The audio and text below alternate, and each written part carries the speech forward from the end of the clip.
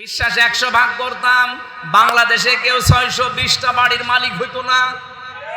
বলেন, কোটি কোটি টাকার মালিক এক একজন। কি করবেন এত কিছু নিয়ে বলেন তো?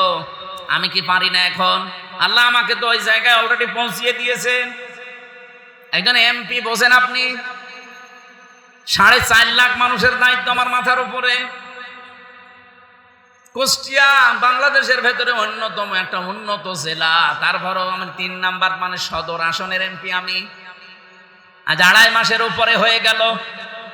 আমি যদি সত্যি এই আয়াতটা আমি আমল না করতাম, যদি খালি পড়ে ভুলে যেতাম, এই 2.5 মাসে 1000 কোটি টাকা আমি মালিক হতে পারতাম। আমার রাস্তাও জানা আছে, 96টা অফিস আছে কুষ্টিয়াতে, সরকারি বেসরকারি মিলে। আমার কিচ্ছু করা লাগবে না, যেহেতু ওই জেলার সর্বোচ্চ উপরের দায়িত্ব আল্লাহ আমাকে দিয়েছেন। আমি কোরআন মাথায় নিয়ে বলছি। অনেকে বলে হুজুর পাগল, কিছু বোঝে না। অন্য কেউ হলে 1000 কোটি টাকা কামাই করে ফেলতো। আমি বুঝি, আমারও রাস্তার লাইন সব জানা আছে। আমি এতটুকু বুঝি যে আমি কার জন্য করব। আমার বোর জন্য, আমার শালা এসেছে আজকে ওই শালার জন্য, আমার মা বাবার জন্য, আমার ওই মেয়েগুলোর জন্য। চ্যানেলটি সাবস্ক্রাইব করে আমাদের সঙ্গেই থাকুন।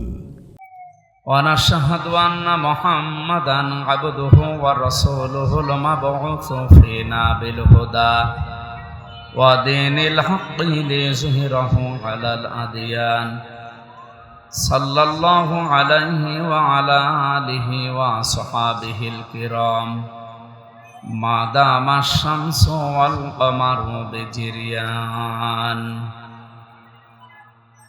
فأعوذ بالله من الشيطان الرجيم. بسم الله الرحمن الرحيم.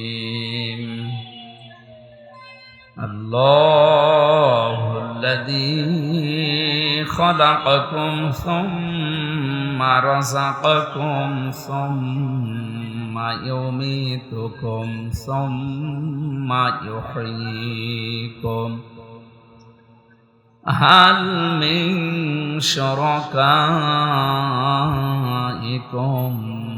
من يفعل من ذلكم من شيء؟ سبحانه وتعالى عما يشركون. ظهر الفساد في البر والبحر بما كسبت أيدي الناس ليذيقهم بعض الذي عملوا لعلهم يرجعون. صدقت يا ربنا. عن أبي هريرة رضي الله تعالى عنه قال قال النبي صلى الله عليه وسلم الحج يهدم ما كان قبله إلى آخر الحديث. رواه ابن ماجه. وقال تعالى في شان رسوله اللهم صل على محمد وآله وصحبه وبارك وسلم. আলহামদুলিল্লাহ, এখনো আমাদের পরিবারে অন্তত রামিসার বাবার মতো, আয়েশার মায়ের মতো কান্না এখনো আমাদের চোখ দিয়ে আসে নাই বা বুক ফেটে বের হচ্ছে না। যদিও রামিসা, আয়েশা সবই আমাদেরই অন্তত আপনজন, কারণ মুসলমানের শত্রু নাকি? কি বলেন তো? আল মুসলিমু আখুল মুসলিম বলা।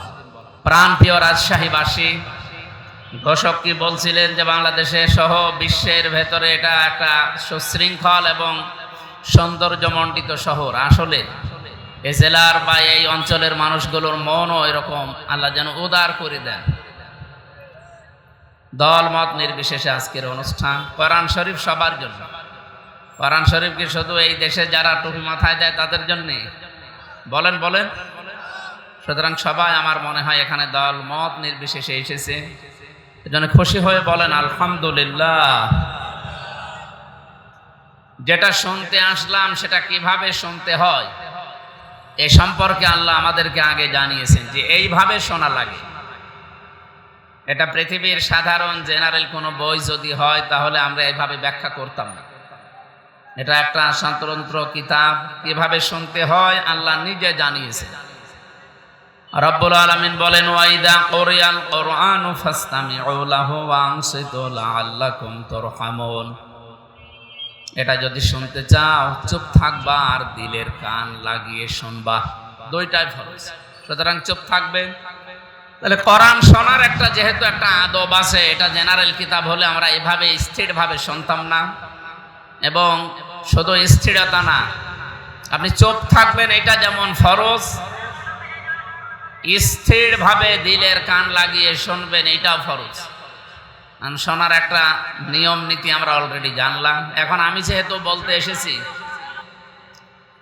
আপনারা অন্তত 10-15 কিলো দূর থেকে যারা এসেছেন কিভাবে শুনবেন সেটা আল্লাহর পক্ষ থেকে জেনে ফেলেছেন যে এইভাবে শুনতে হয় সূরা আরাফের 104 নম্বর আয়াতে। এবার আমরা কিভাবে বলতে চাই, কোরআন শরীফ তো যেভাবে সেভাবে বলা যাবে না, কি করে বলা লাগে বক্তাদেরকে আল্লাহ রাব্বুল আলামিন ডিরেকশন দিয়েছে। আমি এসেছি সেই কুষ্টিয়া থেকে 130 কিলো এখানে, আমি কিভাবে বলবো মন মতো তো বলা যাচ্ছে না, কিভাবে উপস্থাপন করা লাগবে আপনাদের সামনে সেইটাও আল্লাহ আমাকে আগে জানিয়েছে। আল্লাহ রাব্বুল আলামিন বলেন কিতাবুন উনজিলা ইলাইকা ফালা ইয়াকুন ফি সাদরিকা হারাজুম মিনহু লিতুনদিরা বিহি ওয়া যিকরা লিল মুমিনিন। এই একটা কিতাব, আল্লাহ পাক একখানা কিতাব বললেন কিতাবুন। যদি এর আগে আলিফ লাম দিয়ে নির্দিষ্ট করে দিতেন তাহলে বাংলা অর্থ দাঁড়াতো কিতাবটি। আল্লাহ কিতাবুন দিয়েছেন, শেষে তানবিন আছে, এর বাংলা অর্থ দাঁড়িয়েছে এই একখানায় মাত্র কিতাব। এই পৃথিবীতে যত লক্ষ কোটি বই কিতাব যাই বলেন দেখতে পান, এগুলো সব এই কিতাবের ব্যাখ্যা। এখন পৃথিবীতে যত বই আছে সবগুলো এদিকে ওদিকে ঘুরিয়ে পেঁচিয়ে হলেও এগুলো কোরআনেরই ব্যাখ্যা। আপনারা জানেন মাইকেল এইচ হার্ট একজন খ্রিস্টান গবেষক বিজ্ঞানী, এই লোকটা 100 মানুষের জীবনী লিখেছিল।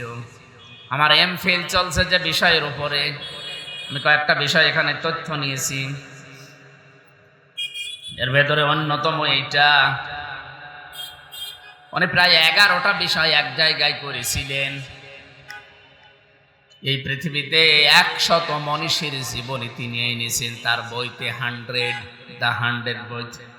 সর্বপ্রথম যে নামটা দিয়েছেন তিনি আমাদের প্রাণের স্পন্দন মুহাম্মাদুর রাসূলুল্লাহ।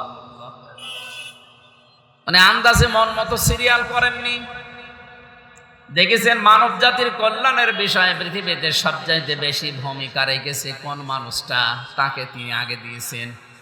2 নম্বরে মানবাধিকার সবচাইতে বেশি অগ্রাধিকার দিয়েছেন কে, তাকে দিয়েছেন আগে। 3 নম্বরে সবচাইতে বেশি অসাম্প্রদায়িকতা সৃষ্টি করতে পেরেছেন পৃথিবীতে যেই লোকটা, তার নাম তিনি আগে দিয়েছেন। 4 নম্বরে দিয়েছেন নারী স্বাধীনতার জন্য সবচাইতে বেশি ভূমিকা ছিল পৃথিবীতে কার, তার নাম তিনি আগে দিয়েছেন।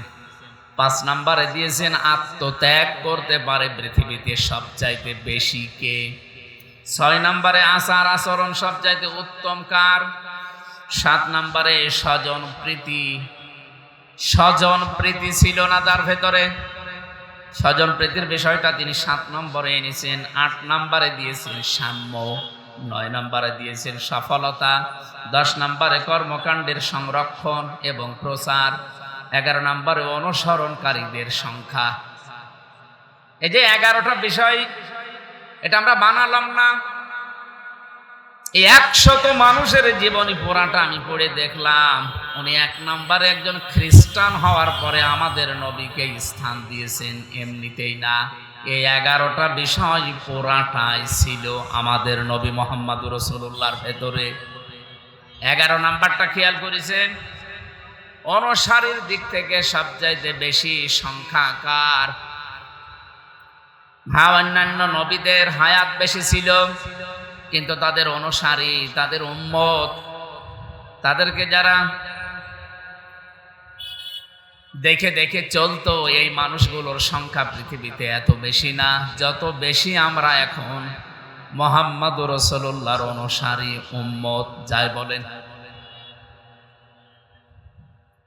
11টা বিষয় আমি প্রত্যেকটা নোট করে দেখলাম, যেহেতু আমার গবেষণায় এই বিষয়গুলোর উপরে আমি চিন্তা ভাবনা করেছিলাম যে 11টা বিষয় একজন মানুষের ভেতরে 100টা মানুষকে তিনি চিন্তা ভাবনা করে মাত্র একজনের ভেতরে পেয়েছেন, বাকি 99 জনের ভেতরে 11টা পাননি।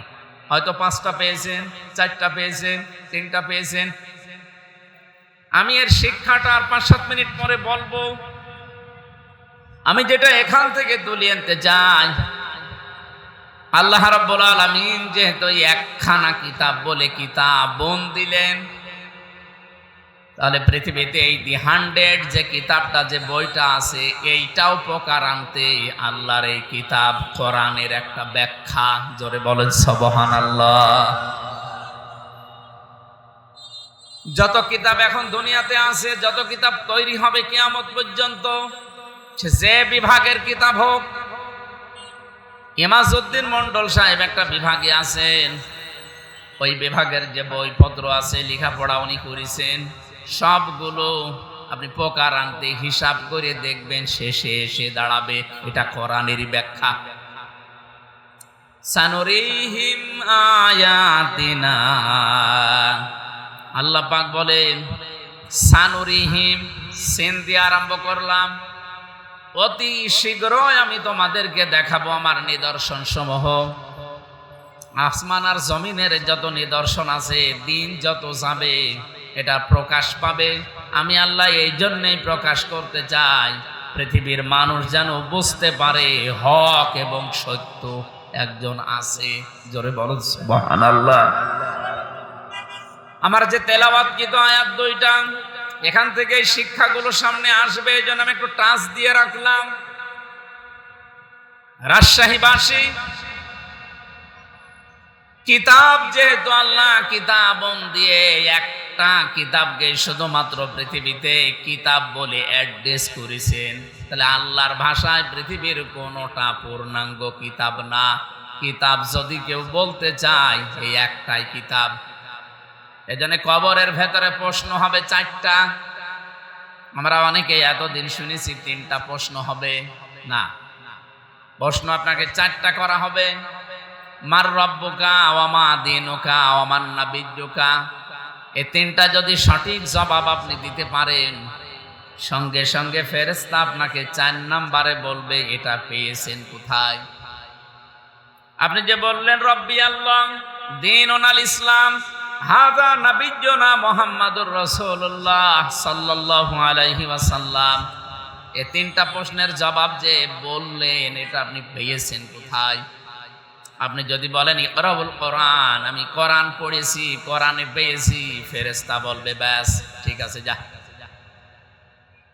ফাফরিসু ফিল জান্নাতি অলবিসু বিল জান্নাহ, আপনাকে জান্নাতের পোশাক ফেরেশতারা পরিয়ে দেবে, আর জান্নাতের সাথে একটা সুড়ঙ্গ তৈরি করে দিবে। বলেন সুবহানাল্লাহ। বলেন তো 4 নাম্বার প্রশ্নটা করার পরে যদি আপনি বলেন যে আমি আন্দাজে বলছি, ফেরেশতারা মানবে? এই কথা বলা লাগবে। যদি বলেন আমি ফাজাইলে আমালে পেয়েছি, ফেরেশতারা মানবে? কারণ ফাজাইলে আমাল ফেরেশতা চেনে না। আমি হাসির খোরাকি দেয়নি, বাস্তব এটা। আমি ছোট করছি না কিতাবটা, অনেক দামি কিতাব, কিন্তু আপনাকে বলা লাগবে আমি কোরআনে পেয়েছি।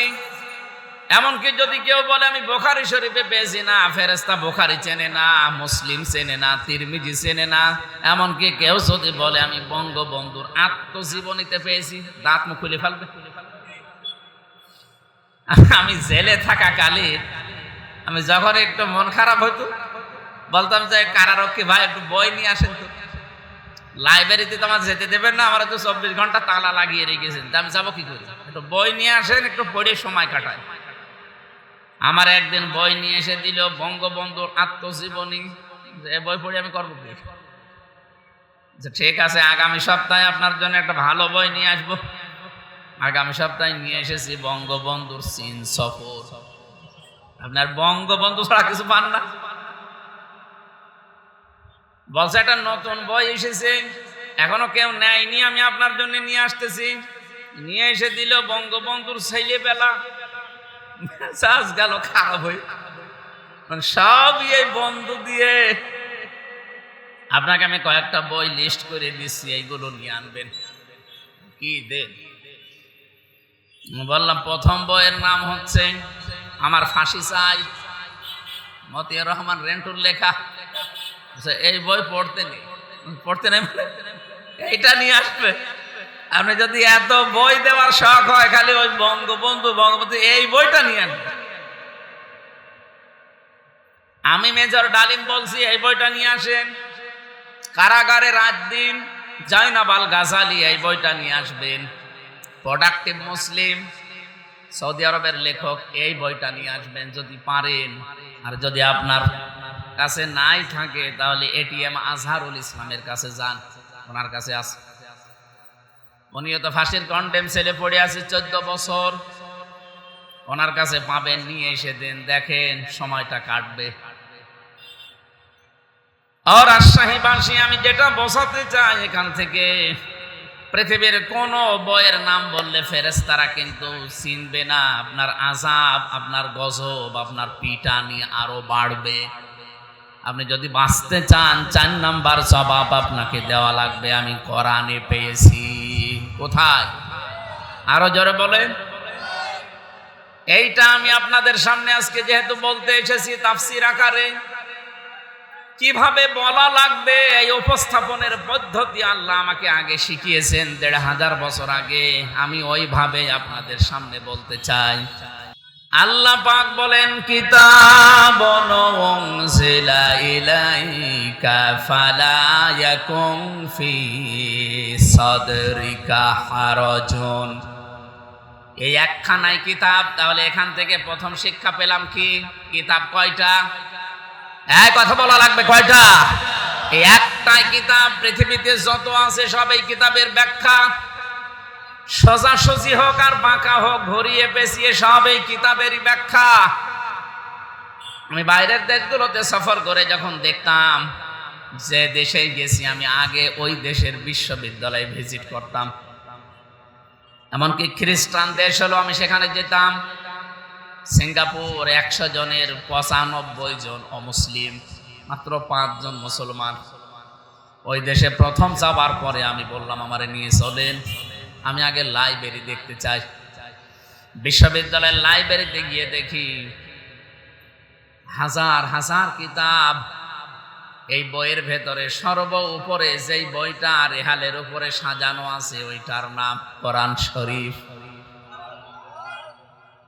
মালয়েশিয়া ইন্টারন্যাশনাল ইসলামিক ইউনিভার্সিটি, যেটা ওই জায়গায় বই খুঁজতে হলে কম্পিউটারে আপনাকে চাপ দেওয়া লাগবে যে অমুক কিতাব আমি চাই। তাহলে কত তালায় কোন বুক সেলফে এটা আছে, ওই জায়গায় লেখা উঠবে, আপনি ওখানে যে কিতাব নিয়ে আসবেন। আমি মনে মনে করছিলাম রাজশাহী ইউনিভার্সিটি, কুষ্টিয়া বিশ্ববিদ্যালয়, এখানেও তো লাইব্রেরি আছে, বই খুঁজতে হলে ওখানে যে একটু দেখলেই তো পাওয়া যায়। এই ভার্সিটির লাইব্রেরি মনে হয় এরকমই। আমারে যিনি আছে লাইব্রেরিয়ান বলছে, ওনার ভাষা দিয়ে প্রথমে বলছি, আমি তো বুঝি নাই মালয় ভাষা, তখন ইংরেজিতে বলছি। হালকা হালকা বোঝার পরে জিজ্ঞাসা করলাম যে বইটা আমি পেতে চাই। ওই যে যেটার নাম বললাম 4 নম্বরে, এইটা প্রোডাক্টিভ মুসলিম, আরবি টু আরবি। এইটা আমারে বলছে বইটা আপনি কম্পিউটারে সার্চ দেন, এখানে নাম লেখেন, দেখেন কত তলায় কত নাম্বার সেলফে আছে, এখানে আসবে, তারপরে যে পাবেন। তাছাড়া যদি বই খুঁজতে চান আপনার দিন কেটে যাবে, বই খুঁজে পাবেন না। এত বড় বিশাল লাইব্রেরি, কয়েক তলা বিশিষ্ট, ঘুরতে ঘুরতে, আমার তো পড়ার উদ্দেশ্য না, আমার খালি ঘোরার উদ্দেশ্য। ঘুরতে ঘুরতে দেখি যারা ডক্টরেট করে গবেষণা, ওই জায়গায় সর্বপ্রথম একেবারে উপরে যে কিতাবটা আছে তার নাম এই কোরআন শরীফ।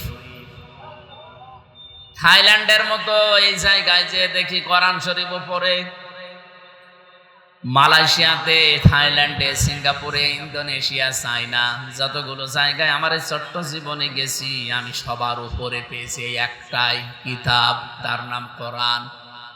আল্লাহ যে কিতাব মন দিলেন, আমি এই শব্দটা নিয়ে যত ভেতরে গেছি তত আমার এই মাথা আরো খুলে গেছে যে পৃথিবীতে আসলেই তো কিতাব অথেন্টিক, নির্ভেজাল এই একটাই।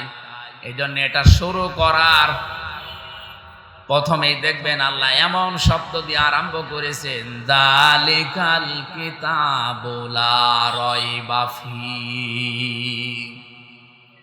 এখানে কিতাবের আগে দেখেন আলিফ লাম দিয়ে নির্দিষ্ট করে দিলেন যালিকাল কিতাব। আল্লাহ কাছে যালিকা দিয়ে কিতাবের আগে আলিফ লাম বাদ দিতেন, অর্থটা এত শক্ত হতো না।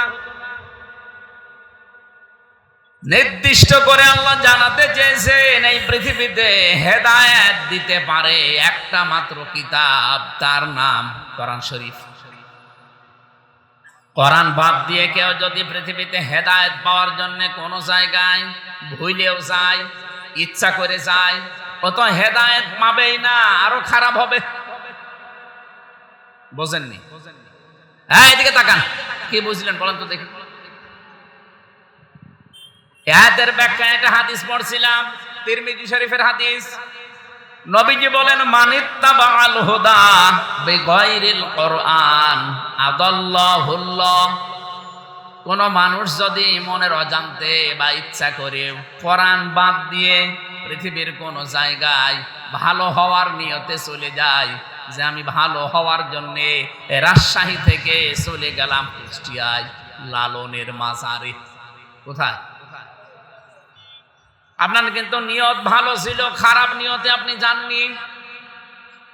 কিন্তু কোরআন শরীফ যদি লালনের মাজারে না থাকে, সেখানে যদি কোরআনের নিয়ম নীতি, ফর্মুলা, এর যে পদ্ধতি আছে, এগুলো যদি সেখানে নিয়ম কানুন না চলে, আপনাকে আমি একেবারে খোলাখুলি বলছি, আদাল্লাহুল্লাহ।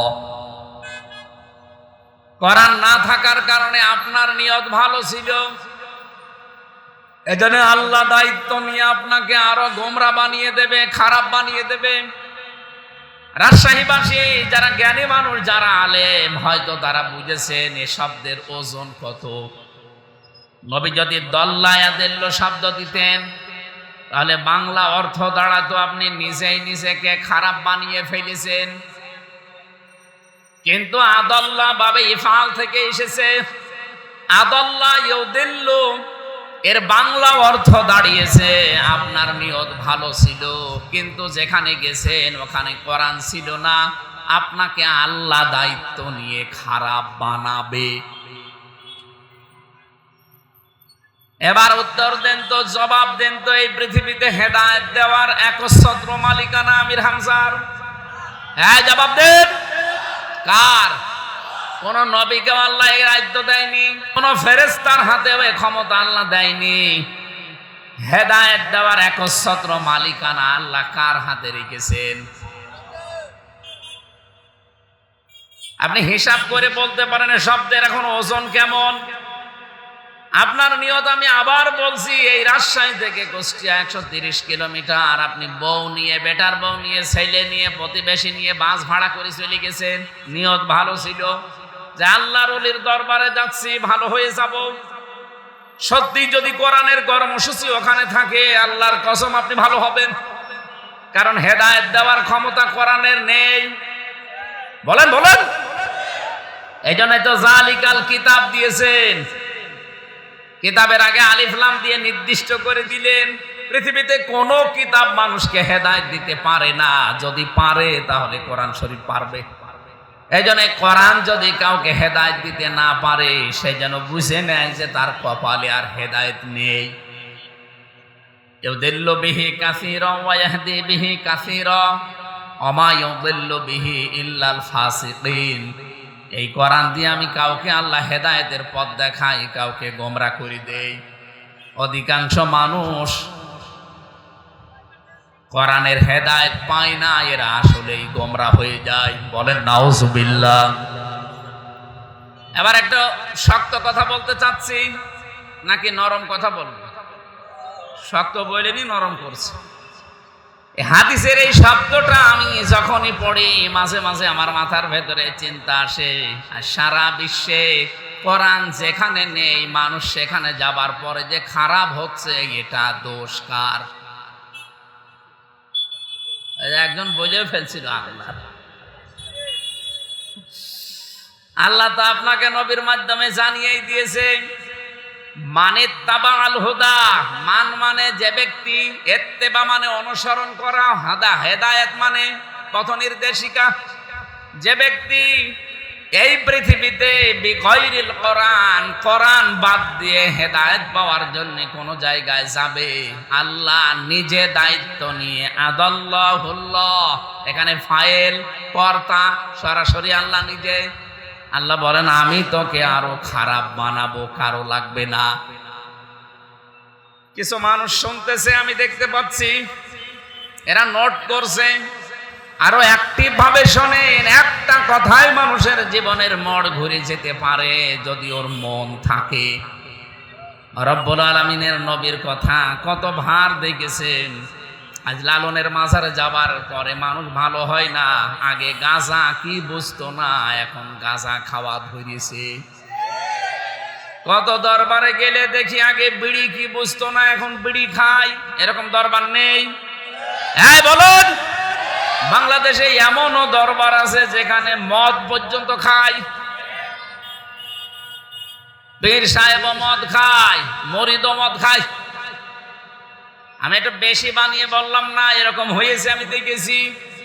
ওটা পীর না, যদিও নাম নিয়েছে পীর, এটা পীর নামে কলঙ্ক। তারপরও যেহেতু দরবার নামে চলে, এই জন্য সতর্ক করার জন্য বলছি। তাহলে আজকে থেকে আপনি সিদ্ধান্ত নিতে পারেন কিনা যে যেই দরবারে কোরআন চলে না, কোরআনের নিয়ম নীতি নেই, ওখানে যদি আমার বাবা যায় আমি যাব না, কারণ আমি গেলে আমারে খারাপ বানাবে কে? বলেন বলেন না, আপনি বোঝেন না। এখন বাংলাদেশের সরকারি শরীফে এখন প্রায় 48,000-এর উপরে পীর। আমি নিষেধ করছি না আপনাকে কোন জায়গায় যেতে, হ্যাঁ যাবেন যেখানে কোরআনের কর্মসূচি চলে, কোরআন কায়েমের জন্য, প্রতিষ্ঠার জন্য যারা চেষ্টা করে, এরকম জায়গায় যাবেন। তাহলে আপনাকে ভালো বানাবে, হেদায়েতের রাস্তা দেখিয়ে দেবে আল্লাহ নিজে। কিন্তু যেখানে কোরআন চলে না, এরকম জায়গায় যদি ভালো হওয়ার নিয়তেও যান, আল্লাহ নিজে দায়িত্ব নিয়ে আপনাকে আরো খারাপ বানাবে। বলেন নাউজুবিল্লাহ। এটা তো একটা স্টেপ বললাম, দ্বিতীয়টা যেহেতু একটু কড়া, একটু কঠিন হয়ে যাবে, সহ্য করতে পারবে কিনা জানি না, আমি বলে ফেলি, কারণ আমার দায়িত্ব হচ্ছে সঠিকটা তুলে ধরা। বলিল হাক্কু মির রাব্বিকুম ফামান শাআ ফালিয়াকুমি ওয়া মান শাআ ফালিয়াকফুর। হে নবী, হক কথা বলবেন, যার ইচ্ছা হয় সে মেনে নিক, যার ইচ্ছা হয় সে কুফরি করুক। ইন্না আ'তাদনা লিয-যালিমিনা নারা, জালেমদের জন্য আমি আল্লাহ আগুনের কুণ্ড তৈরি করে রেখেছি। বলেন নাউজুবিল্লাহ। সুতরাং কোরআনের দলিল দিয়ে কথা বলার পরে কেউ যদি না মানে, তার জন্য ফাইনাল জায়গার নাম কি? জাহান্নাম। আর কোনো ফতোয়া লাগবে না, এটা সূরা কাহফের ভেতরে আছে। যেহেতু প্রথমটা অনেকেই মেনে নিয়েছে, আমি দেখতে পাচ্ছি, নারী পুরুষ সবাই এখানে যারা আছে, যেখানে শুনছে, আমি জানি এখানে এক বাক্যে যদি বলি হাত তোলেন, সবাই হাত তুলে বলবে যেই দরবারে কোরআন নেই, ওখানে যদি আমার বাবাও যায় আমি যাব না, কারণ আমাকে খারাপ বানিয়ে দেবে কে? আরো জোরে আর একবার বলেন। এখন 73টা দল বাংলাদেশে আছে রাজনৈতিক, 49টা নিবন্ধিত দল, বাকিগুলোর নিবন্ধন পাইনি।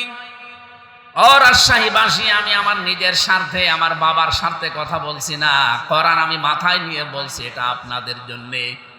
আজকে যদি বুঝতে ভুল করে আমার উপরে রাগ করেন, আপনি যেমন ধরা খাবেন, কিয়ামতের দিন আমারও আফসোস হবে। বাংলাদেশে এই ৭৩টা দল, আপনি ৭৩টাই করেন, আমার অসুবিধা নেই। কিন্তু যেই দলে কোরআন নেই, কোরআনের কর্মসূচি নেই, এখানে যদি আপনি ভালো হওয়ার নিয়তেও থাকেন, আল্লাহর কসম আপনাকে খারাপ বানাবে কে? এবার কয়েকজন বলেছে আমি জানি, অধিকাংশ মুখ খোলেনি। আপনি যদি জাহান্নামে যেতে চান, চলেন আপনাকে আমি দিয়ে আসি। সত্যিই বড় আবেগ নিয়ে, বড় ভালোবাসা নিয়ে আপনাকে কথা বলছি।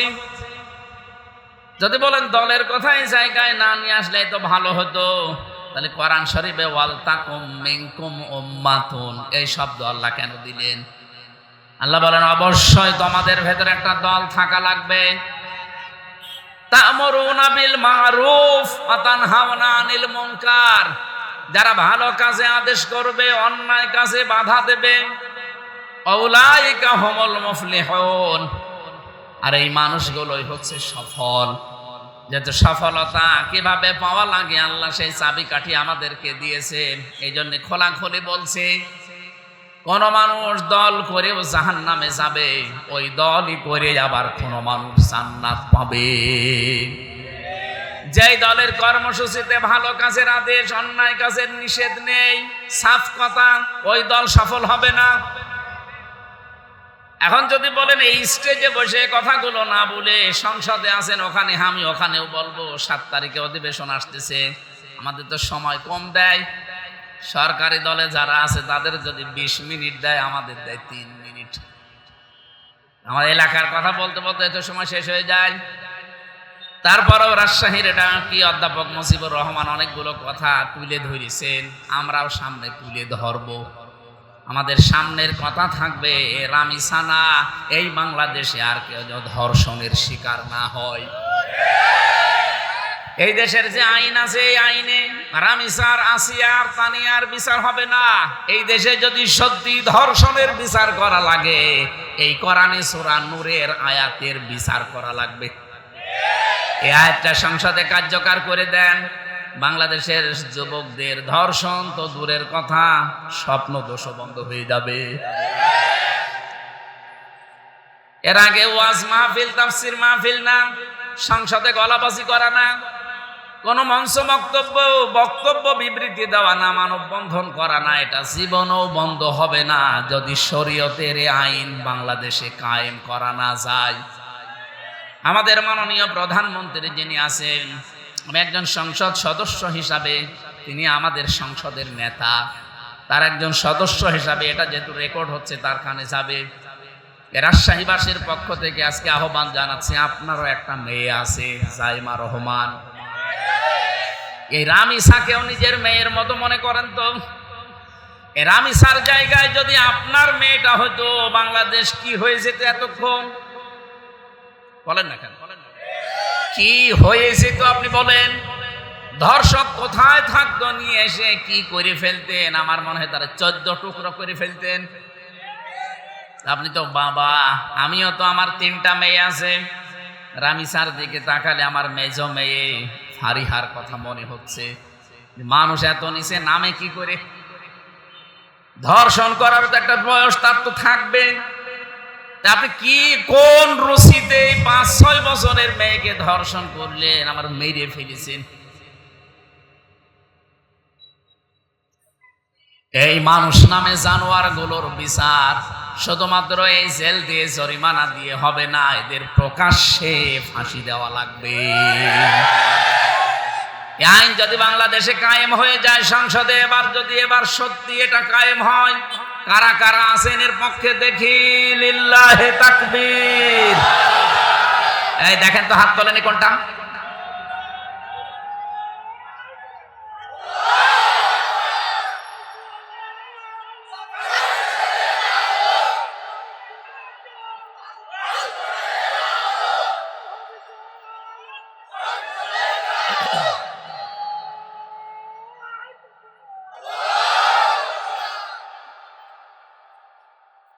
রাজশাহীবাসী, আমি যে আয়াত থেকে কথা বলার জন্য, মানে কি সিস্টেমে বলবো, এই সিস্টেমটা বলার জন্য এ পর্যন্ত আসলাম। এবার শুনেন, রব্বুল আলামিন বলেন, নবী আপনি যখন কোরআন দিয়ে মানুষের সামনে আলোচনা করবেন, আপনার মনের ভেতরে যেন কোনো সংকীর্ণতা, কোনো দ্বিধা দ্বন্দ্ব, সংশয় সন্দেহ এইগুলো কাজ না করে। এর অর্থ পেয়েছি আমি দুইটা।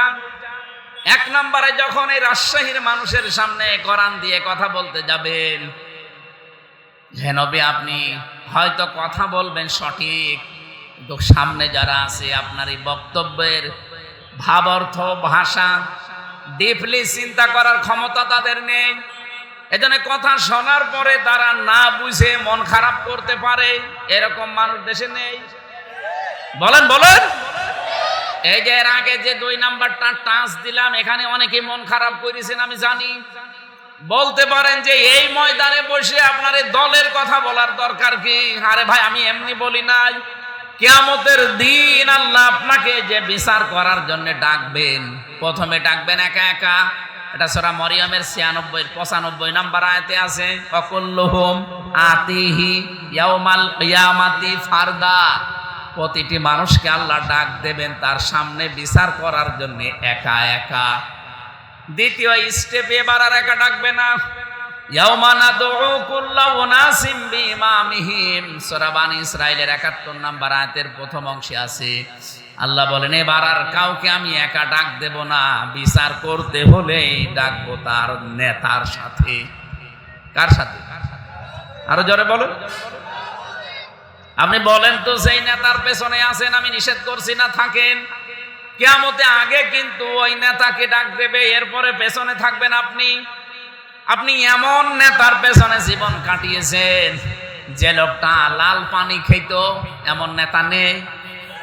যে লোকটা 17-18 বছরের মেয়ে ভোগ করার জন্য আগে থেকে কল দিয়ে রাখতো। এটা বাংলাদেশে না ভারতের কথা বলছি, এটা রংপুরে একে হইতেছে, অলরেডি ঘটে গিয়েছে। নেতা আসতেছে আগে থেকে জানাইয়ে দিচ্ছে যে এরকম বয়সের মেয়েদেরকে রাখবা মনোরঞ্জন করার জন্য।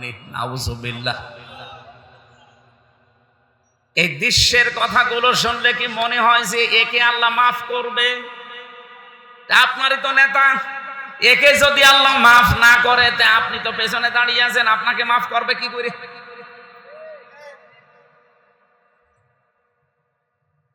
এই জন্যই তো কথাটা তুলে ধরলাম যে দলের কথা না থাকলে, নেতার কথা না থাকলে জীবনও আমি বলতাম না। আপনি যান, যেখানে যাবেন যান।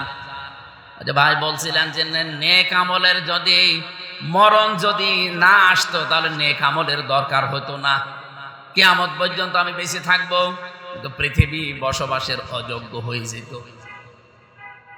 আপনি একটা বয়সের পরে আপনার তো আর লাগে না দুনিয়ায়। 60 বছর, 70, 80, 90 বছর পরে আপনার আর কি প্রয়োজন দুনিয়ায়? আপনাকেও দুনিয়ার প্রয়োজন নেই, দুনিয়াও আপনার প্রয়োজন নেই। আপনি যত তাড়াতাড়ি কবরে যাবেন তত দুনিয়ার মানুষের জন্য ভালো। এই কথা বলছে না কেন? এমনকি আপনার জন্যও ভালো। আপনাকে টানতে আরো 4-5টা মানুষ লাগে, আর আপনি একটা বোঝা হয়ে দাঁড়িয়েছেন।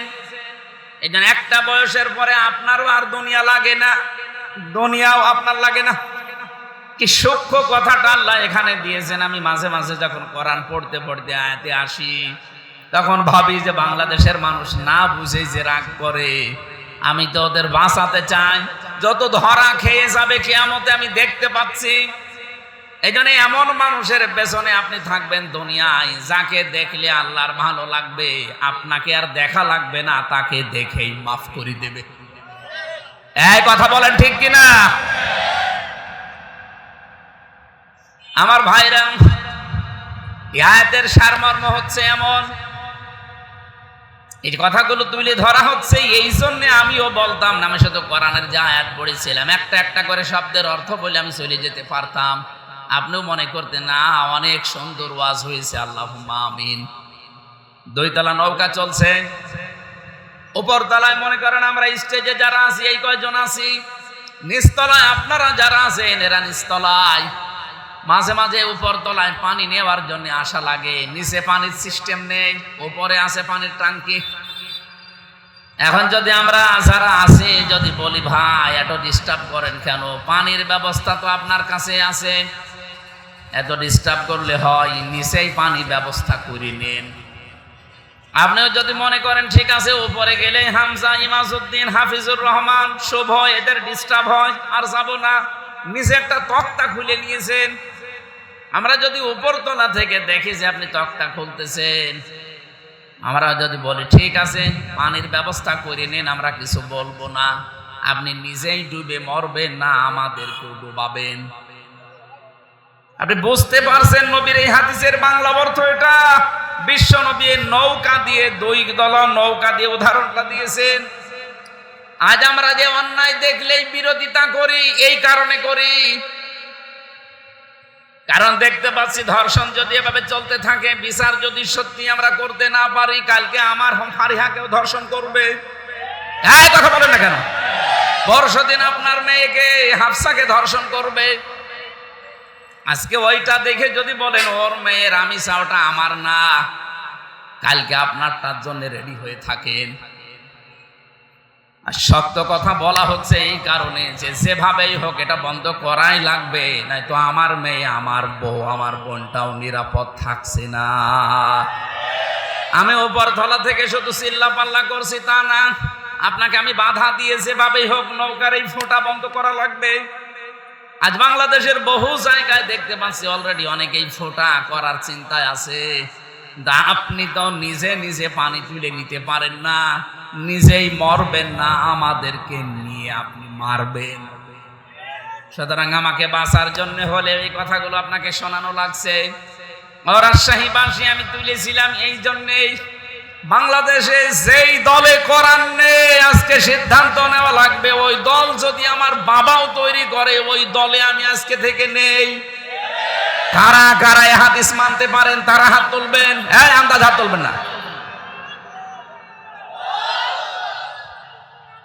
আলহামদুলিল্লাহ ভাই, এই মাহফিল হয়ে গেছে, এরপরে আর কি মাহফিল করবেন? কথা যা বলার আমি এই দুই কথাই বলে ফেলেছি, আল্লাহুম্মা আমিন। মোনাজাত করে দিই না, মানে আবার কি ওয়াজ করব?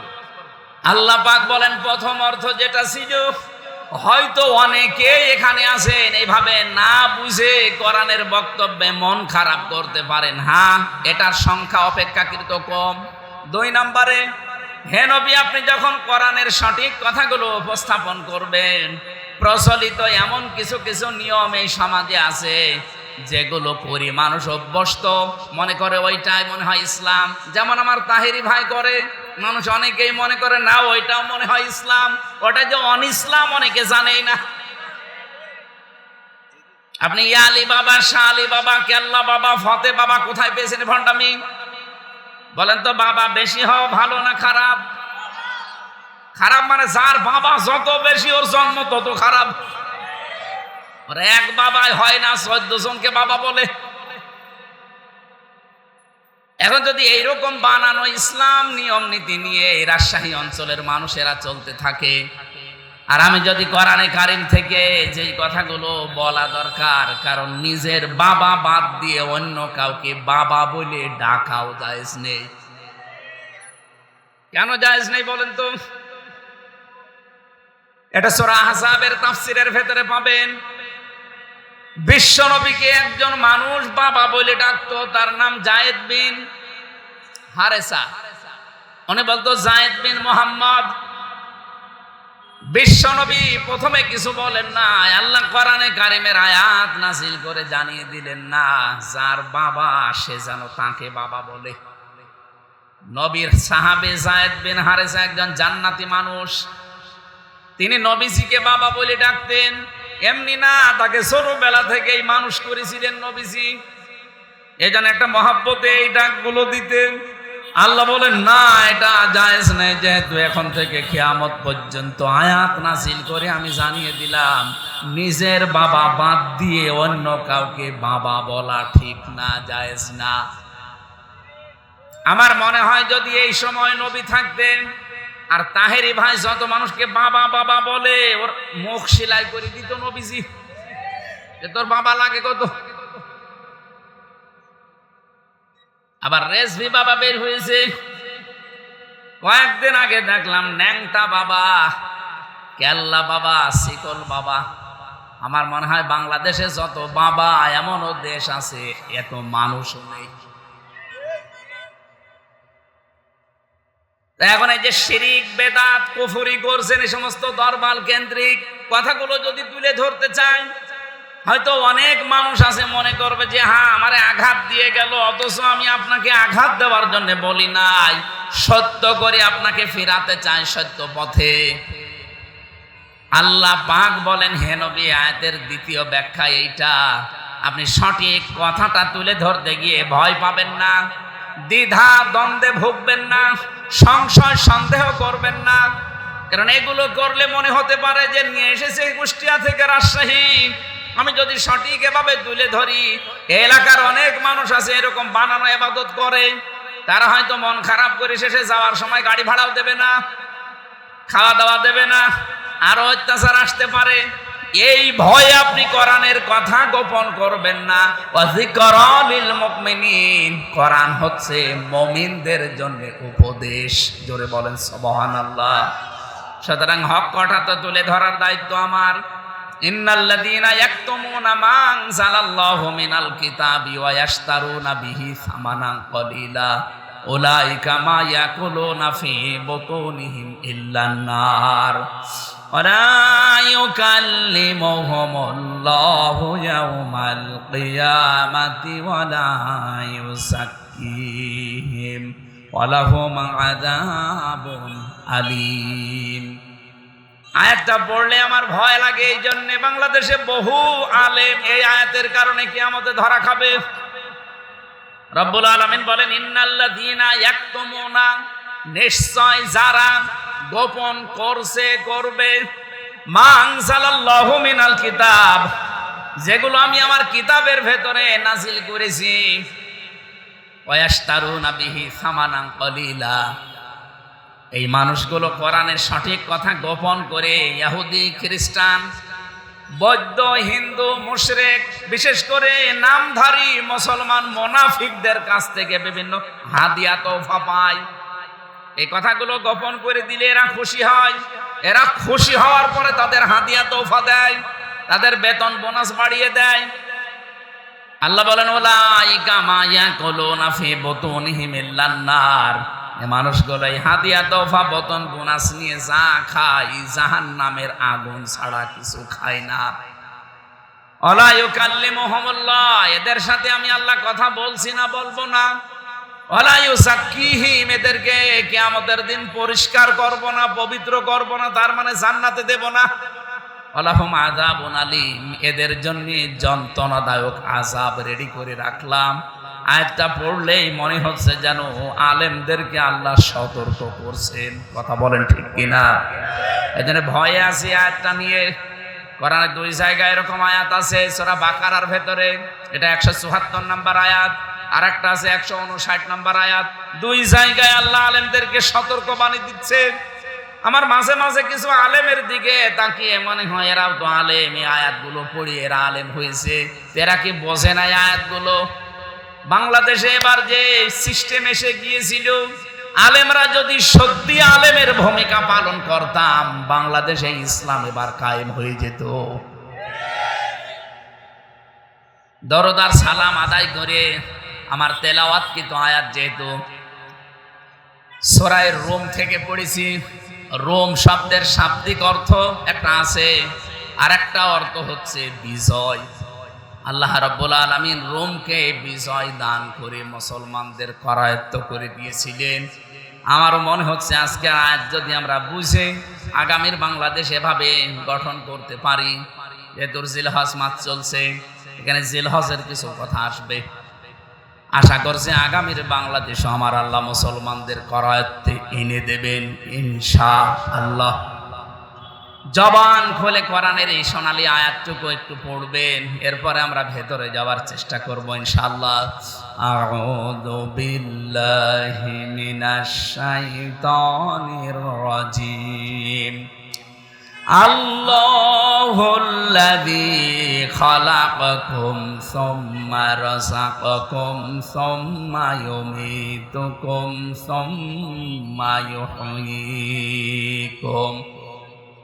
রব্বুল আলামিন বলেন আমি আল্লাহ, আমি তোমাদেরকে বানিয়েছি। এখানে কয়েকটা শিক্ষা অলরেডি আল্লাহ এই দুইটা শব্দের ভেতরে দিয়ে দিয়েছেন। প্রথম পরিচয় আল্লাহ দিলেন, তার নাম কি? আল্লাহ। বলেন বলেন। পৃথিবীতে কোন ধর্মের লোক এই শব্দটা বলতে পারে না। 4,500 ধর্মের লোক আছে দুনিয়ায়, শুধুমাত্র আমরা যারা মুসলমান তারা এই শব্দটা মুখ দিয়ে বললে মনটা ভরে যায়। বলেন আল্লাহ। আর একবার বলেন আল্লাহ। আল্লাহ পাক বলেন আমি আল্লাহ খলাকাকুম, তোমাদেরকে আমি বানিয়েছি। তোমাকে বানিয়েছি না, কুম মানে তোমাদের সবাইকে। তাহলে আমাদের বানানোর ক্ষেত্রে একচ্ছত্র দায়িত্ব মালিকানা কার? হ্যাঁ, আরেকজনের আছে, তিনি শুধু বিছানায় ছিলেন। মার বাবা আমাদের, ওনারা বিছানায় ছিল, এতটুকু ওনাদের দায়িত্ব শেষ। বাকি যা সেই বীর্য থেকে হামজা পর্যন্ত পুরাটা দায়িত্ব পালন করেছে কে? রব্বুল আলামিন বলেন এই বীর্যটা যখন বাবার স্ফলিঙ্গ দিয়ে দ্রুত গতিতে বের হয়ে যায়, ইয়াখরুজু মিন বাইনিস সুলবি ওয়াত তারাইব, এ নাপাক পানিটা আমি আল্লাহ নিজে সংরক্ষণ করি। মায়ের রেহেমের ভেতরে যেতে কমপক্ষে 4টা জিনিস আমি আল্লাহ তৈরি করি। 340-এর ভেতরে 120 দিনের ভেতরে এটা চুল, রগ, হাড় আর পর্দা হয়। মায়ের রেহেমের ভেতরে যে নাপাক পানির থলি পড়ে আছে, ওইটাও এই 120 দিনের ভেতরে 4টা জিনিস তৈরি হয়: রক্ত, গোশত, চর্বি আর চামড়া। এই 4-8টা জিনিস এক হওয়ার পরে আমি আল্লাহ আমার নিজের যে নাম আছে রব, এই রব নামের কারণে 5টা জিনিস আমির হামজাকে দান করি।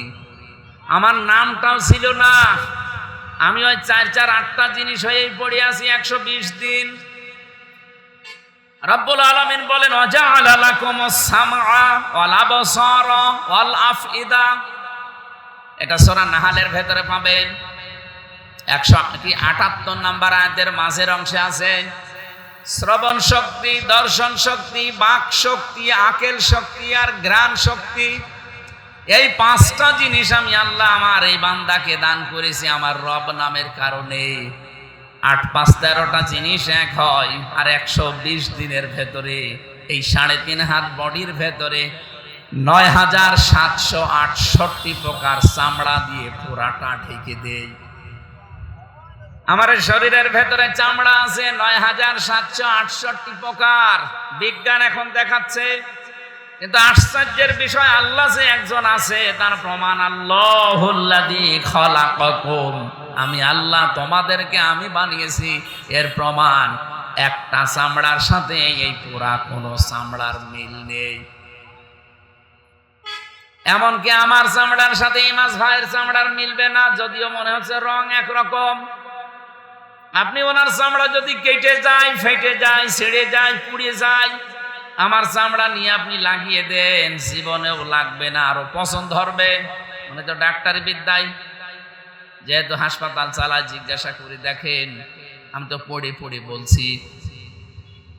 আল্লাহ এখান থেকে একটা শিক্ষা আমাদেরকে দিতে চেয়েছেন, ওয়ালা তাসিরু ওয়াসিরাতু বিজরা উখরা, কিয়ামতের দিন কেউ কারো যে বোঝা বহন করবে না। তার প্রমাণে এই চামড়াটা, আমার চামড়ার সাথে আমার মায়ের চামড়া মেলে না, আমার চামড়ার সাথে আমার স্ত্রীর চামড়া মেলে না, আমার সাথে ইমাজ ভাইয়ের চামড়া মিলছে না। তাহলে কিয়ামতের দিন উনি আমার পাপের বোঝা বহন করে নিয়ে যাবে, আমারে পার করে দেবে। উনি আমারে বলে, আমি বিশ্বাস করি উনি একটা ভণ্ড আর আমি একটা পাগল। হ্যাঁ, কথা বলে না, এরকম ভণ্ড আর পাগল দেশে নেই। বলে আমার বাবা আছে, আর বাবাই পার করে নিয়ে যাবে।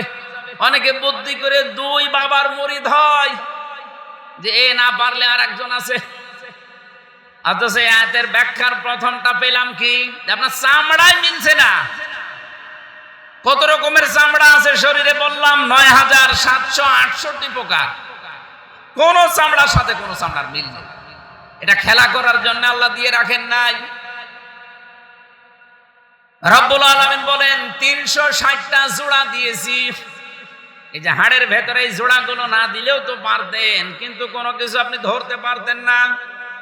এই যে ড্রাইভার গাড়ি চালিয়ে যাচ্ছে, মনে করেন স্টিয়ারিং ধরেছে, মানে যদি হাতটা এভাবে থাকতো জীবনও গাড়ি চালাতে পারতো।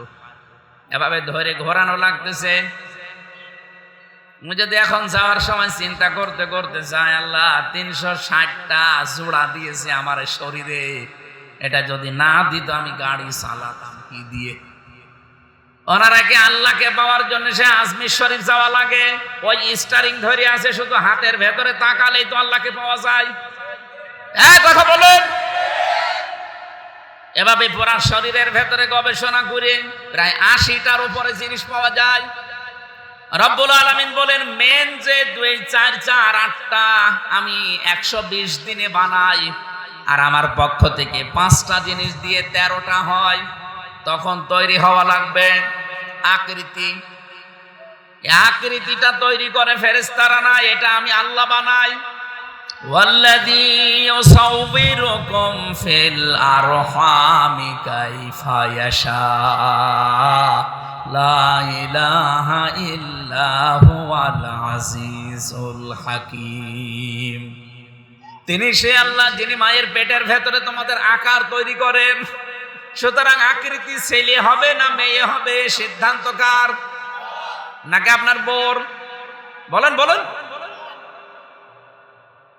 আমি ওই আয়াত পড়ার আগে আমার বর ভুল বুঝেছিলাম, মানে বোঝার আগে বারবার মেয়ে হয়, এই জন্য আমার মন খারাপ হইতো যে কি গো, এত দোয়া দরুদ পড়ি সবই মাঠে মারা যায়, কিন্তু এটা তো আমার বড় কোনো হাত নেই, আমারও কোনো হাত নেই। হাত কার? কারণ এ সিদ্ধান্ত কোনো বাবাই দেবে না, এ সিদ্ধান্ত পুরাটা আল্লাহর নিজের। 100টা মেয়েও যদি কাউকে দেয়, এটা স্বামীরও নেই, বউরও নেই, পুরা হাত কার? এই জন্য মেয়ে হলে যারা রাগ করি আমরা, একটা আহাম্মক। আপনার বউর ওপরে রাগ করেন না, আপনি রাগ করেছেন আল্লাহর সিদ্ধান্তের উপরে, ঈমানের কিন্তু ক্ষতি হয়ে যাবে। বহু মানুষ আছে আবার উল্টা বিশ্বাস করে, বিভিন্ন বাবাদের উপরে, মাজারের উপরে, পীরদের উপরে বিশ্বাস করে আছে। এমনকি আমার উপরেও অনেকে বিশ্বাস করে। বগুড়াতে এক অনুষ্ঠানে আমি যে বাড়িতে খাবার খাওয়ার জন্য গেলাম, ওই লোকটা একটা আপেল নিয়ে এসে বলছে, হুজুর আপেল পুড়িয়ে দিন। আমি মনে করছি কোন রোগ শোকের জন্য হবে। সূরা ফাতিহা পড়ে ফু দিচ্ছি, আমার কানের কাছে মুখ নিয়ে বলছে, এমন ভাবে আপেল পড়বেন যেন ছেলে হয়। ছেলে হয় মানে? বলছে আমার বর বারবার মেয়ে হয়, তো এই জন্য আপনার মতো বড় হুজুর পেয়েছি, এমন ভাবে পড়বেন যেন এবার ছেলে হয়। আপেল ফেলে দিলাম। বলছে কই? ফেলে দিয়েছি। আরে ভাই, আপেল পড়ে যদি ছেলে হওয়া সম্ভব হয়, তাহলে আমার আর পরপর 3টা মেয়ে হইতো না? খালি বারবার ম্যাডামকে খালি আপেলই খাওয়াতাম পড়ি পড়ি। কি বিশ্বাস ওই বাড়িওয়ালার আমার প্রতি দেখেছেন? এরকম বিশ্বাস এই দেশে আর কারণ নেই। বলেন বলুন। আল্লাহ বলেন, আমি তখন আকারটা বানাই। এই আকারটা বানানোর পর 6 মাস যখন আস্তে আস্তে হয়ে যায়, তখন পেটের ভেতরে খাবারের উদ্রেক দেখা দেয়, ক্ষুধা লাগে। রব্বুল আলামিনের পরের শব্দে দেখেন ওইটাই দিয়েছেন, আল্লাহুল্লাযী খালাকাকুম সুম্মা রাযাকাকুম। এই যে রিজকের দায়িত্ব কার? আরো জোরে বলেন। এই রাযাকাকুম এর ভেতর একটা শিক্ষা আমি আপনাদের দিতে চাই, আমি নিজেও নিতে চাই। আরো আছে, এটা তার ভেতর অন্যতম। এদিকে তাকান। আমি আপনাদেরকে শুধু বলছি তা না, আমার নিজের জন্য এটা। সুম্মা রাযাকাকুম, রব্বুল আলামিন বলেন আমি আল্লাহ তোমাদেরকে রিজিক দেই। তাহলে রিজিকের একচ্ছত্র মালিকানা দায়িত্ব কার? আরো জোরে বলেন।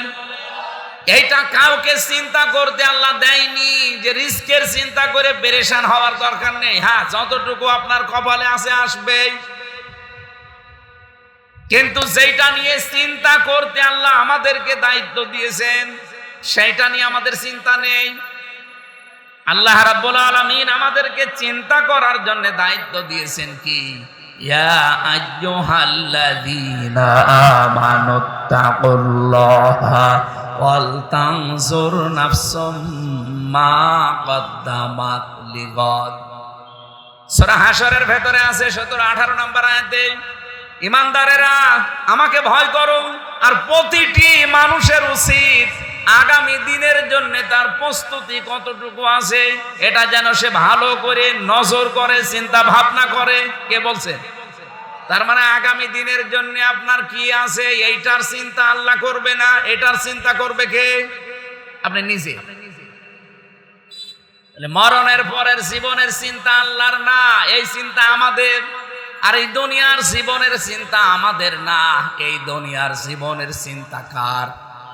এটা যদি সত্যি আমরা কোরআনের আয়াত বিশ্বাস 100 ভাগ করতাম, বাংলাদেশে কেউ 620টা বাড়ির মালিক হইতো না। বলেন, কোটি কোটি টাকার মালিক এক একজন। কি করবেন এত কিছু নিয়ে বলেন তো? আমি কি পারি না এখন? আল্লাহ আমাকে তো ওই জায়গায় অলরেডি পৌঁছিয়ে দিয়েছেন। একজন এমপি বসেন আপনি, 4.5 লাখ মানুষের দায়িত্ব আমার মাথার উপরে। কুষ্টিয়া বাংলাদেশের ভেতরে অন্যতম একটা উন্নত জেলা, তারপরও আমি 3 নাম্বার মানে সদর আসনের এমপি। আমি আজ 2.5 মাসের উপরে হয়ে গেল। আমি যদি সত্যি এই আয়াতটা আমি আমল না করতাম, যদি খালি পড়ে ভুলে যেতাম, এই 2.5 মাসে 1000 কোটি টাকা আমি মালিক হতে পারতাম। আমার রাস্তাও জানা আছে, 96টা অফিস আছে কুষ্টিয়াতে, সরকারি বেসরকারি মিলে। আমার কিচ্ছু করা লাগবে না, যেহেতু ওই জেলার সর্বোচ্চ উপরের দায়িত্ব আল্লাহ আমাকে দিয়েছেন। আমি কোরআন মাথায় নিয়ে বলছি। অনেকে বলে হুজুর পাগল, কিছু বোঝে না। অন্য কেউ হলে 1000 কোটি টাকা কামাই করে ফেলতো। আমি বুঝি, আমারও রাস্তার লাইন সব জানা আছে। আমি এতটুকু বুঝি যে আমি কার জন্য করব। আমার বোর জন্য, আমার শালা এসেছে আজকে ওই শালার জন্য, আমার মা বাবার জন্য, আমার ওই মেয়েগুলোর জন্য। আমি মরে এখনই যদি কবরে চলে যাই, কালকেই ম্যাডামের বাপ এসে নিয়ে চলে যাবে। সর্বোচ্চ 7 দিন কান্নাকাটি করে ভালো হয়ে যাবে। আবার 3 মাস 10 দিনের ভেতরে দেখবেন অন্য জায়গায় বিয়েও দিয়ে দেবে। সর্বোচ্চ 10 দিন ওই বাড়িতে সংসার করে শ্বশুর যদি জিজ্ঞাসা করে যে তামান্না এই জামাইটা কেমন, আগেরটা ভালো ছিল না এইটা, ও সরাসরি বলবে হামজা কি মানুষ ছিল, এখন যেটা পেয়েছি আল্লাহর ওলি। আমি করলাম কি? আমি তো এমপি হয়ে আপনার জন্য সব রেখে গেলাম। কুষ্টিয়ায় 5 তলা বাড়ি, গ্রামে জমি জায়গা বাড়ি 2 তলা, এত কিছু সব আপনার জন্য রেখে গেছি। মাত্র 10 দিন সংসারে আপনি আমারে ভুলে খেয়ে ফেলেছেন। এখন নতুন জামাই নিয়ে আপনি সব করে যাচ্ছেন। আমি জানি দুনিয়ার জীবন এটা, কারণ কোরআনে আল্লাহ এইভাবে আমাকে বুঝিয়েছেন, আমাল হায়াতুদ দুনিয়া ইল্লা মাতাউল গুরুর। পৃথিবীর জমিনটা পুরাটাই ধোঁকা। কে বলছে? আমি যেভাবে উদাহরণ দিয়ে বললাম, বলেন তো এটা কি শুধু হামজার ক্ষেত্রে না সবার ক্ষেত্রে? এই কথা বলেন না কেন? আমি কোন কারণে বৈধ অবৈধ না দেখে বাবা শাহজালাল সব হালাল করে রেখে যাব? আমাকে কি পাগলা কুত্তায় কামড় দিয়েছে? আমি বুঝে ফেলেছি দুনিয়ার জীবনটা জেলখানায়, যে আমি আরো বেশি বুঝেছি। ফাঁসির ওই কন্ডেম সেলে যখন 3 বছর একাধারে পড়েছিলাম একটা ঘরের ভেতরে, তখন আমি সত্যি বুঝে ফেলেছি যে দুনিয়ায় আসলে কেউ কারো না, সব একটা মায়া।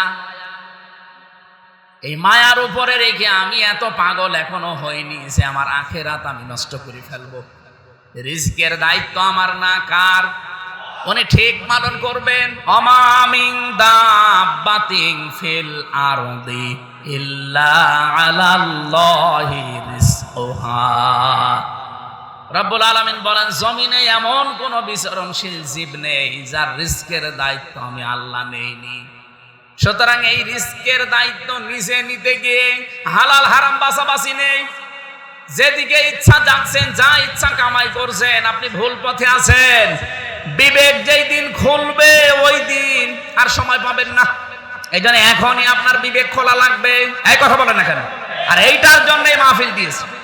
আমরা যদি এই বিষয়টা সত্যি বুঝে ফেলতাম, এই বাংলাদেশে আর সুদ থাকতো না, ঘুষ থাকতো না, ফাইল আটকিয়ে কেউ টাকা নিত না। এখন নেয় না। আমি হিসাব করে দেখেছি এই 2.5 মাসে নির্বাচিত হওয়ার পরে আমি চিন্তা ভাবনা করে দেখলাম বাংলাদেশে এই 350 এমপি, এখন মহিলা 50 জন, আর এই যে আমরা আছি 300 জন, আর 1628 জন মানুষ আছে পুরা বাংলাদেশের দায়িত্বে। আমি একেবারে খাতা কলমে হিসাব করে মিলিয়েছি, যদি এই মানুষগুলো হযরত ওমরের মতো বাংলাদেশে হয়ে যায়, এই বাংলাদেশ আবার দাঁড়িয়ে যাবে ইনশাআল্লাহ। আমরা এইটা তৈরি করতে চাচ্ছি। এবারই তৈরি করতে পারতাম যদি এই ইঞ্জিনিয়ারিং না হতো। ইঞ্জিনিয়ারিং হওয়ার কারণে আমরা পারি নাই, আগামীতে পারবো ইনশাআল্লাহ। আমি বলছি না কাউকে বেশি লাগবে না, মাত্র 20 কোটি মানুষ আমরা, মাত্র 1628 জন, খুব বেশি না, আর 350 জন এমপি। কিছু মানুষের হলফনামা দেখি মাঝে মাঝে, কোটি কোটি টাকার মালিক, এক একজন হাজার হাজার কোটি টাকার মালিক। ওর চেহারার দিকে একবার তাকায় আর ওর ফাইলের দিকে তাকায়, মাঝে মাঝে ভাবি আল্লাহ ও কবে এই টাকা ভোগ করবে। ও তো এক পা কবরে চলেই গেছে। এমনকি অনেকে একা একা সংসদে আসতেও পারে না, ধরে নিয়ে আসা লাগে। অথচ এই সমস্ত মানুষগুলো হাজার হাজার হাজার হাজার কোটি টাকার মালিক। এই মানুষগুলো কবে ভোগ করে যাবে এই টাকাগুলো? একটা মানুষ কি হাজার হাজার কোটি টাকা বৈধভাবে ইনকাম করতে পারে? জীবনও না। অবশ্যই কাউকে না কাউকে ফাঁকি দিয়েছে, মেরে খেয়েছে, যেভাবেই হোক এতগুলো টাকার মালিক হয়েছে। কিন্তু ভুল করলেন আপনি, এই টাকা আপনি জীবনে ভোগ করে যেতে পারবেন না। এই অবৈধ ইনকামের কারণে একটা গুনাহ, আবার মরে গেলে এই টাকা আপনার মেয়ে, আপনার বউ, আপনার মা বাবা, আপনার দলের লোক আরো অবৈধ কাজে ব্যয় করবে, ওই সময় আর একটা গুনাহ। তার মানে ডবল গুনার শাস্তি আপনি পাবেন। এরকম পাগল এই দেশে নেই। আমি আমার নিজের শিক্ষাটা নিতে চাই, এই জন্য আমরা হলফনামায় যা দিয়েছি যে এমপি যদি হতেও পারি, 5 বছরে আমার একটা টাকা বাড়বে না। কত মানুষ বাড়ি থেকে এসে আমারে গালি দেয়, না আমাকে এর আগে যে এমপি ছিল আমারে ফেরত দিত না, আর এখানে আসলে কিছু দিতে পারেন না, কিসের এমপি হয়েছে, কিছু করতে পারেন না, এদিক ওদিক করি আমি কি আমার আখেরাত নষ্ট করবো? শুধু কুষ্টিয়ার বালির ঘাটে যদি এখন একটু হাঁ করে থাকি, কিচ্ছু করা লাগবে না, এই কোরআন আমি হাতে নিয়ে বলছি। শুধু যদি ডিসি সাহেবকে একটু কন্ট্রোল করে বলি যে কিছু বলার দরকার নেই, চুপ করে থাকেন, আপনিও পাবেন। খালি 5 টাকা করে যদি নেওয়া হয় 8 কোটির উপরে টাকা আসবে। ওয়াজ করে সারা জীবনে কয় টাকা হবে? খালি একটা ঘাট। এরকম আমার আন্ডারে কয়েকটা ঘাট আছে। এরপরে কুষ্টিয়ার সবচাইতে বড় চাউলের বাজার, হাজার হাজার কোটি কোটি টাকার কারবার হয়। বড় বড় ব্যবসায়ীরা যারা আছে, কুষ্টিয়াতে মেডিকেল কলেজ একটা আছে, কুষ্টিয়াতে বিশ্ববিদ্যালয় একটা আছে, যত কিছু সবই তো সদরের ভেতরে। আর আল্লাহ ওই জায়গায় আমারে বসিয়েছে। আমি হিসাব করে 2.5 মাসে কিছু যদি না করে শুধুমাত্র এভাবে বসে থাকতাম পীর সাহেব হয়ে, আমার মনে হয় ভরে যেত না। আমি আমার আখেরাত বুঝি, আমি অত পাগল এখনো হইনি। রিস্কের দায়িত্ব যেহেতু আল্লাহ নিয়েছেন, দুনিয়াতে আসার 50,000 বছর আগে আমি কি খাবো না খাবো সব আমারে আল্লাহ লিখে দিয়েছেন। শুধু আমারই লিখে দিয়েছেন, আপনাদের দেয়নি। বলেন বলেন, রব্বুল আলামিন বলেন রিস্কের দায়িত্ব আমার। সুম্মা ইউমীতুকুম, আমি আল্লাহ আবার বলছি তোদেরকে কিন্তু মরণ দিয়ে দেব, কেউ বাঁচতে পারবে না, সবাইকে একদিন না একদিন মরতেই হবে। হয়তো 2 দিন আগে নয় 2 দিন পরে। ও রাজশাহীবাসী, এখানে আমরা যারা আছি, বলেন তো 100 বছর পরে এখানে কেউ থাকবেন? বলেন বলেন, এই বুঝটা কবে আসবে আমাদের? আমি সবাইকে এই হেদায়েতের ওয়াজটাই করছি যে এই বুঝটা তাড়াতাড়ি নিয়ে আসেন। তাড়াতাড়ি নিয়ে আসেন এই বুঝটা, যত তাড়াতাড়ি আসবে এ বাংলাদেশ তত তাড়াতাড়ি ভালো হবে। মরণ যদি না লাগতো জীবনেও আমি ওয়াজি করতাম না, কারণ আমার নিজের চিন্তায় নিজের মন মতো চলতাম। কিবারে দুনিয়ার জীবন ভোগ করা যায়, মন মতো চলে বেড়াতাম। কিন্তু এই শব্দটা আমার থামিয়ে দিয়েছে, সুম্মা ইউমীতুকুম, অতঃপর তোদেরকে আমি মরণ দেব। আর যদি মরণের যন্ত্রণাও না লাগতো তাও তো মন মতো উড়াল দিতাম। আল্লাহ পাক বলেন অজাতে সাকারাতুল মাউতি বিল হক, এই পৃথিবীতে সব কিছুই মিথ্যা হতে পারে, মরণের যন্ত্রণা সত্য। হযরত ইদ্রিস নবীর জীবনী পড়তে গিয়ে পেয়েছিলাম উনি শক করে মৃত্যুবরণ করেছিলেন। ওনার ফেরেশতা জিজ্ঞাসা করছে যে আপনি শক করে যে মৃত্যুবরণ করলেন, কষ্ট পেয়েছেন? উনি বলছে জীবিত ছাগলকে চামড়া ছিলে লবণ দিলে যেমন লাগে, শক করে মরতে গিয়ে আমি ওই রকম কষ্ট পেয়েছি। ওনার শকের মৃত্যুতে যদি এই হয়, আমরা যারা মরতে চাই না আমাদের কিছু হবে না। সুম্মা ইউহয়িকুম, রব্বুল আলামিন বলেন এরপরে আবার তোদেরকে জীবিত করব, জীবন দেব, আমার সামনে দাঁড় করাবো। এই বিষয়টা নিয়ে আমাদের চিন্তা।